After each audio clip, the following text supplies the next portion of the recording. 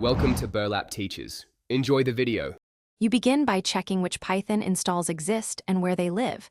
This prevents accidental loss. Once done, export dependencies with pip freeze so you can rebuild environments later. Now close editors and stop any background services that use Python. For Windows, use Apps and Features or Settings to remove the installer entry. For Mac OS, use Homebrew uninstall or remove framework files. And for Linux, use apt DNF or your distro package manager. You act now to remove the visible package entry. Once the main uninstall completes, you must clean remnants so a fresh install is pristine. Remove path entries that point to old installs and check shell profiles for virtualenv activation lines.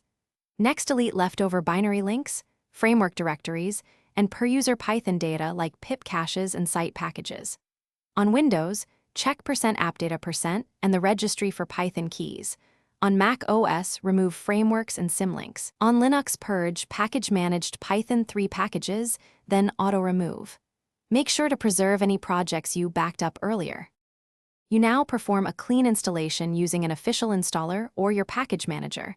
Choose the distribution that suits your workflow.